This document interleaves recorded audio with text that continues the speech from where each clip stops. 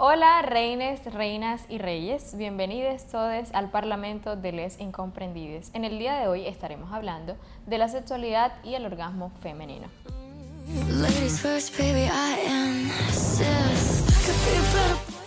Bueno, empecemos con un poquito de contexto histórico. Realmente, incluso ahora no se habla mucho de la sexualidad y el placer que tenemos las mujeres, pues en torno sexual, porque hay diferentes tipos de placeres. Sí, entonces las cosas realmente empezaron a cambiar un poquito, fue en la década de los 60 con la creación de la píldora oral anticonceptiva. Esto cambió bastante porque era el hecho de que una mujer podía controlar su natalidad. Ella podía decidir cuándo o no tener relaciones sin quedar embarazada, ¿ya? Porque, o sea, si no existían estos métodos, esto fue como que ella lo controlaba para ella misma. Nadie más se tenía que enterar de lo que ella hacía. Bueno, cabe resaltar que al inicio era nada más para las mujeres casadas, sin embargo esto cambió ya. Y todo eso empezó a crear la llamada época y década de la liberación sexual, porque ya era el momento en donde existían métodos para prevenir los embarazos no deseados, entonces el sexo se podía tener como nada más una fuente de placer. No, se dejó de ver el sexo nada más como para un método de reproducción y creación de familias, y se empezó a ver también nada más como, un placer sexual que se puede tener, pero históricamente, como siempre, nunca se hablaba de nosotras. Así como estaba comentando nuestra compañera Karen, históricamente es muy poco, digamos, lo que se habla sobre eso, pero a partir de la década de los 2000 se empezaron a cuestionar algunas teorías, como por ejemplo el coitocentrismo, que quiere o más bien reduce lo que es el placer sexual únicamente como a la penetración de un pene en una vagina. Entonces se empezó a hablar sobre todo las mujeres, y con esto sobre la revolución o el conocimiento de las teorías feministas en Latinoamérica, porque sabemos que, digamos, iniciaron en Europa, pero que luego, gracias a esos pensamientos que todas estas maravillosas mujeres trajeron aquí hasta nuestro continente, empezaron a cuestionarse de que no necesariamente el placer se reducía únicamente a la penetración, sino que existen otras formas en las que las mujeres se pueden sentir cómodas, queridas y amadas por no solamente, digamos, sus parejas, porque sabemos que el sexo no siempre se da entre personas que son una pareja, sino que incluso con personas que tienen relaciones casualmente con otras personas. Entonces se comenzaron a hablar sobre todas estas cuestiones de género. También tiene que ver mucho el género, porque ya no solamente es como que, bueno, el hombre quien penetra, sino la mujer que también puede autodescubrirse a sí misma, puede descubrir otras formas de placer, y todo esto trajo beneficios a esta cuestión de la historia o de lo que se ha hablado acerca de los orgasmos femeninos y la sexualidad en la mujer. Yo digo que también es necesario como compartir un reporte que me leí de la BBC News, que decía que el 96% de las mujeres admiten que obtienen placer sexual a través de la masturbación y solamente el 4% a través de la penetración. Entonces es importante también conocer las diferencias de las relaciones heterosexuales, homosexuales, y también cómo eso incide en el orgasmo femenino, y que tanto se obtiene el orgasmo femenino en una relación heterosexual o también por ella misma. Sí, también como se habla mucho de ese egoísmo que existe en torno al placer y que nosotras siempre tenemos que dar, pero nunca recibimos. Entonces es este coitocentrismo que hablabas, porque, o sea, en una pareja heterosexual simplemente es la penetración. Entonces, pero también existen otras formas de tener relaciones, también sexo oral, que es muy placentero para muchas mujeres, pero a muchos hombres no les gusta hacerlo. Pero nosotras sí tenemos que hacerle sexo oral a los hombres, pero nosotras no podemos recibirlo.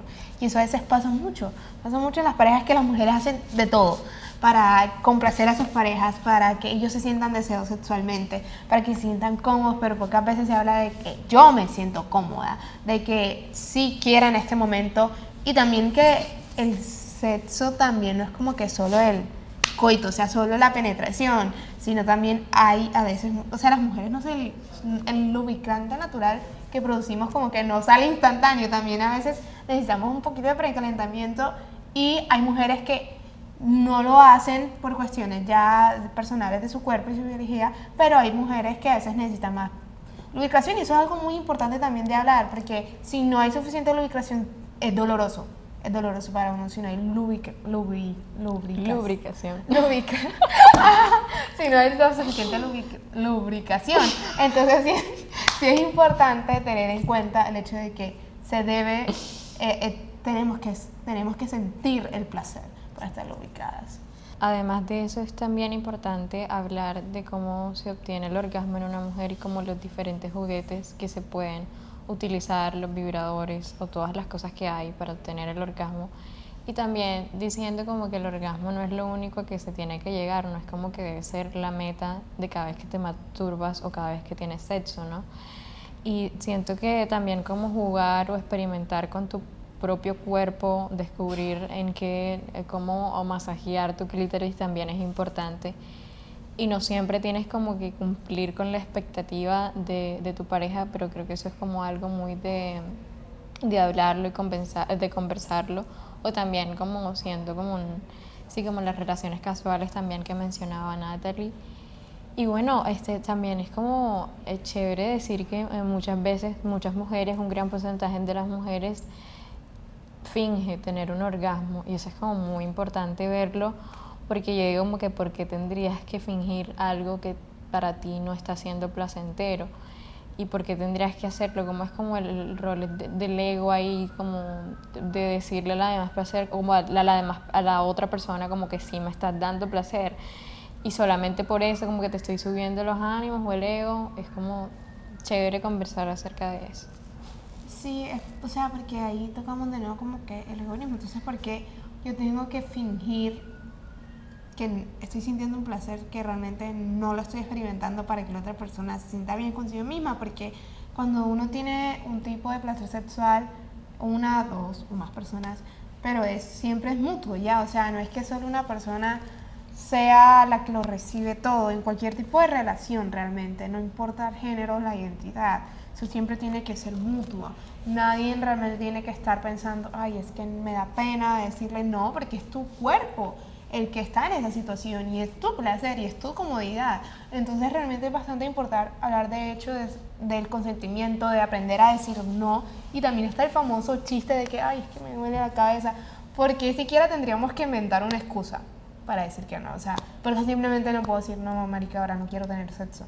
Ya, se acabó el problema, o sea, porque es mi cuerpo, yo no tengo que... Y otra persona debería entenderlo. Ey, si tú quieres tener placer sexual y estás en una relación fija, pues mastúrbate o espera a la otra persona, o simplemente no, porque si tú estás en una relación pues monógama, tienes que respetar eso también. Y eso es lo importante también cuando se habla, porque si es sexo casual pues es diferente, ya.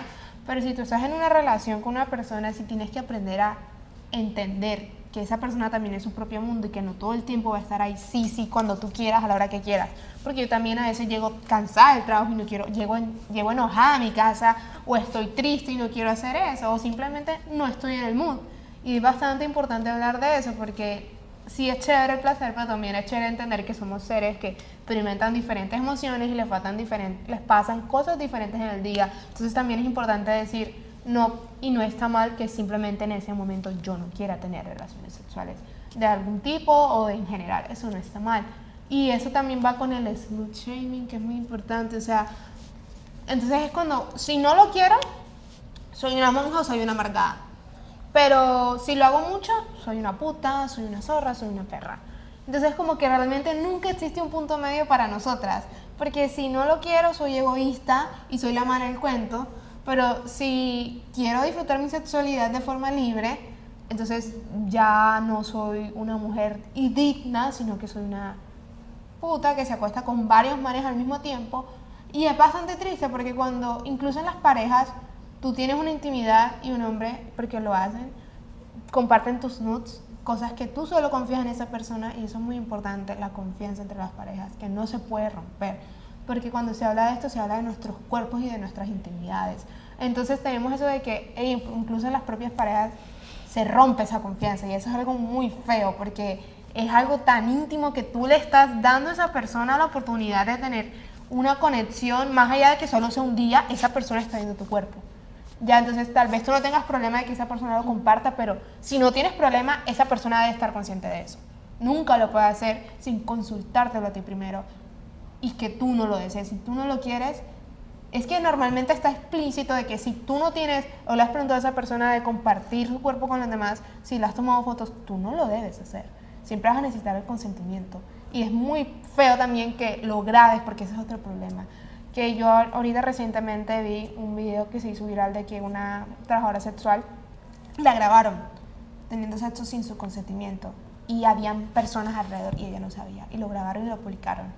Y también es como que ese peligro que existe, que alguien dijo que el trabajo sexual es el trabajo más peligroso, y eso me pareció eso es tan cierto, porque eso es otro tema importante de hablarlo, de que no existe seguridad de ningún tipo. Y bueno, ese es otro tema, pero realmente se necesita hablarlo, también sí hay que hablar. Entonces como que en conclusión de que realmente nunca hay punto medio para nosotras. Siempre tenemos que a veces tener desconfianza, o se rompe esa confianza, o si tengo mucho sexo soy una puta, y si no lo tengo soy una mojigata que es una aburrida y aguafiestas. Bueno, a propósito de lo que tú comentabas, y yo siento que también va muy mediado por estos patrones también como culturales, es el hecho de que tú comentabas de que, bueno, las mujeres, digamos, que tenían mucho sexo o que expresaban libremente su sexualidad son unas putas o son unas mojigatas, mientras que los hombres normalizan, digamos, el hecho de que incluso un niño a los 9 años ya se masturbe. Sí. Yo tuve un caso, bueno, no muy cercano a mí, pero en el caso de un amigo que él tenía 9 años y el papá era un amigo del colegio y el papá lo puso a ver porno porque el chico tenía como unas tendencias homosexuales. Entonces digamos que ahí hay un problema que va más allá de estos patrones culturales, sino que también es un problema de que no hay como una verdadera conciencia respecto hacia estos temas que son súper importantes y que por supuesto se deben hablar.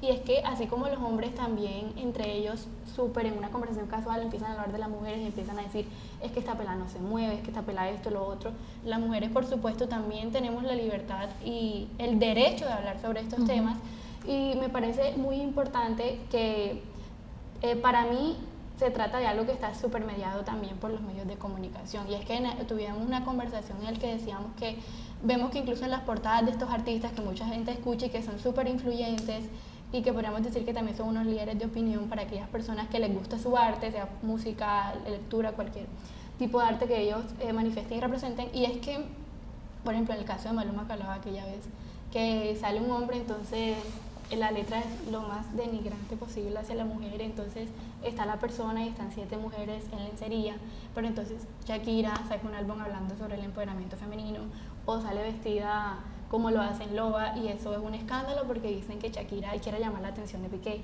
o Shakira quiere llamar la atención de los hombres, pero mientras que pues lo hace un hombre, y eso es, o sea, le aplauden ese tipo de comportamientos y ese tipo de actitud. Él es el más de los machos, y por eso desde que estás con las 1000 viejas te ven mejor, o sea, te ven como, ay sí, eres un campeón, y se lo celebran. Y a nosotras, una mujer escribe una canción sobre su ex hablando de sus propias experiencias, y es una resentida, y la llaman de 1000 formas, de migrante. O sea, yo creo que eso también va como muy ligado a que no se acepta que la mujer como que sienta placer, como que no se acepta que la mujer, como este deseo femenino, como que marica, quiero tener sexo, pero eso es súper irreal. O sea, a mí me encantaría decirle esto a mi mamá, mami, como que marica, nací con hormonas, no tengo de otra. Ya existen las personas que son asexuales y no sienten deseo sexual, y eso también está bien y es completamente válido, pero también tener sexo es válido y está bien, y de hecho desestresa y tiene como muchos beneficios para el cuerpo de la mujer y también para el hombre. Entonces como que como la poca aceptación de que alguien, y más como las mujeres jóvenes, digan que quieran tener sexo es muy inaceptable en la sociedad, y que como quiero esta posición es como que lo más, no sé, como que un rotundo no para las personas. Creo que eso también es algo muy de la maternidad, de la paternidad y de cómo se aceptan como la sexualidad en general, y cómo los padres hablan de sexo y la naturalidad con la que se habla de sexo en las casas, porque es completamente natural. Y no debería uno sentirse culpable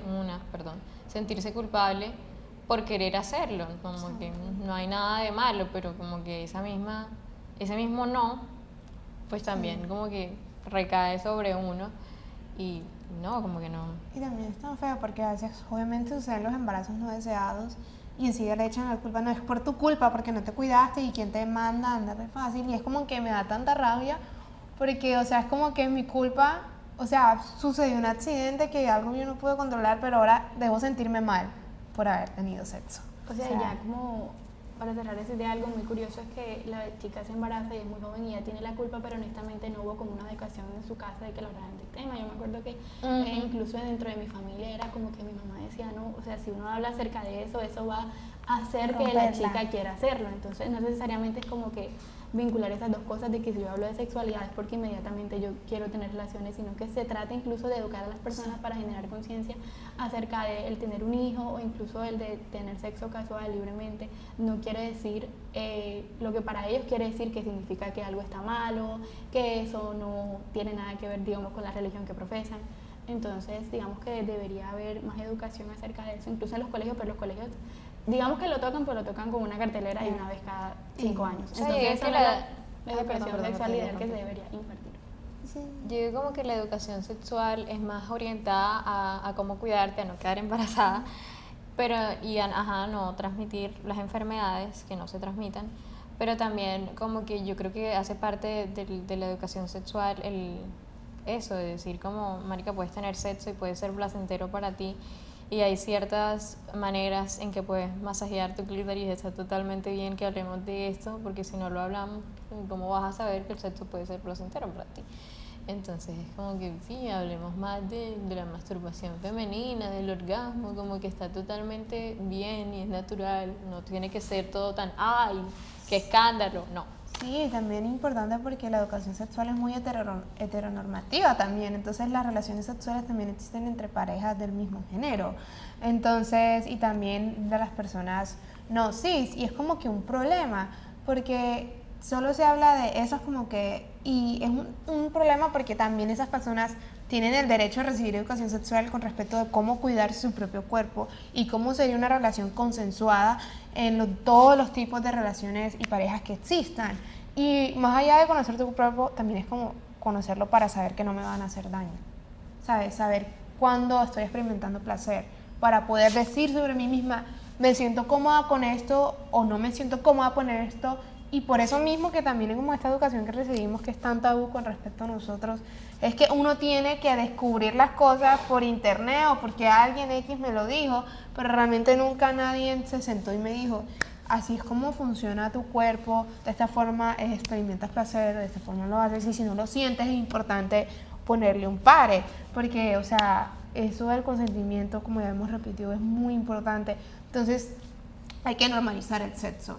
En todas las parejas, para todas las personas hay que normalizarlo, que se vive y se experimenta de diferentes formas mientras que sea consensuado, y si no lo sientes y no sientes placer sexual, eso también está totalmente bien. Entonces, como para ya cerrar, les damos como ese mensaje, o sea, si quieren tener sexo, siempre, o sea, no siempre, si quieren tener sexo, háganlo. Siempre y cuando se sientan seguros con ustedes mismos, se sientan cómodos y que realmente lo quieran hacer sin que los presionen, porque eso debe ser un sentimiento muy feo, que te presionen a tener relaciones sexuales. Entonces, más que todo los invitamos a tener relaciones sexuales seguras, que realmente las desean y que disfruten del placer sexual, porque eso no debe ser un tabú. O sea, entonces si quieren tener sexo, háganlo, chicos, chiques, disfruten su vida. Bueno, yo diría que mi invitación, más allá de lo que hizo Karen y por supuesto el sexo consensuado y seguro es lo mejor, también al autodescubrimiento, porque digamos que también estábamos hablando a propósito de la masturbación, es muy normal, o lo ven pues las personas normales en hombres, pero así como las mujeres, incluso no necesariamente las mujeres, sino cualquier persona, cualquier identidad con la que se identifique también tiene derecho a autoexplorarse, a hablarlo con sus amigos, que es algo también muy común, digamos, entre las relaciones de amigos, entre ellos descubrirse, entender el uno al otro. Y pues, al igual que dijo ella, es algo súper normal el sexo, sea casual o sea con tu pareja, mientras tú estés de acuerdo, mientras digas que sí, mientras lo disfrutes. Yo creo que mi invitación también está muy ligada a la de las chicas, y es también decirle como a las familias que su única educación sexual hacia sus hijos no sea, no me vayan a salir con un domingo 7. Entonces, invitamos también, como dice cordialmente Karen, a las relaciones seguras, sanas, y también, como dice Natalie, al autodescubrimiento, a cómo pueden descubrir su propio cuerpo y cómo pueden tener placer sexual, y que también no siempre hay que cumplir con la expectativa del orgasmo en cada relación que se tenga. Entonces, muchísimas gracias por ver este episodio y los esperamos en el siguiente. Muchas gracias. Do the shit that he never did. Up all night, I won't quit thinking I'm gonna steal you from him.